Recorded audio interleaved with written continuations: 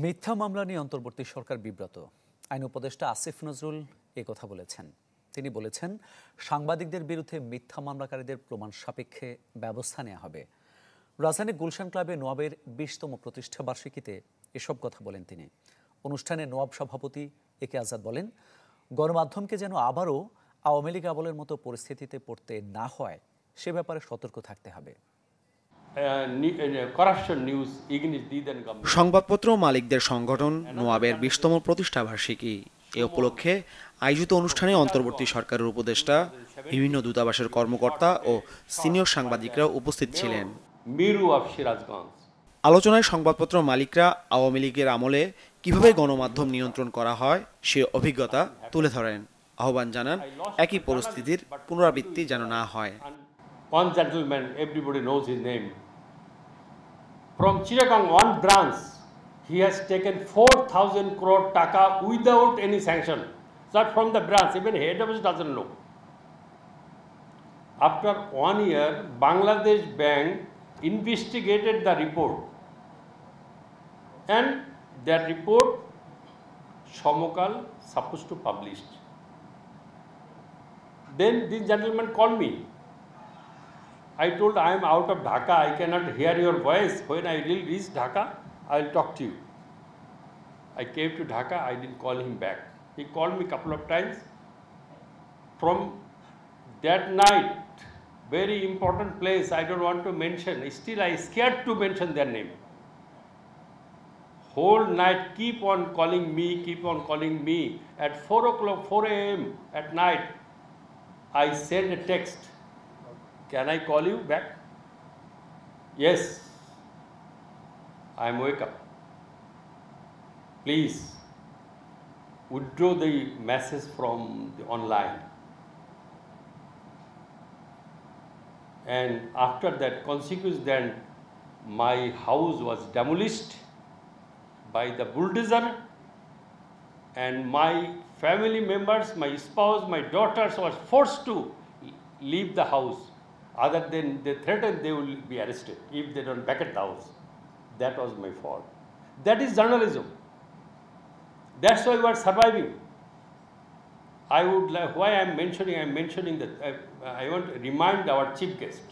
He is in government now, and he is going to hand over a political, after a neutral, free, fair election, he will hand over the power to the elected government. The next government, how they will treat us, that depends on us. Let's amend the constitution or freedom of press, that we should not suffer like previous hot example I raise in front of you.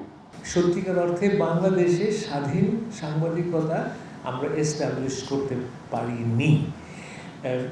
কোনো সরকারকেই আমরা বোঝাতে পারিনি যে critics are your best friend, they are not your enemies. কিন্তু we couldn't make them believe. ওনারা সবসময় প্রশংসা পছন্দ করেন, সবসময় ওনাদেরকে আরও বেশি বড় বড় করে ছাপবো, ছবি ছাপবো।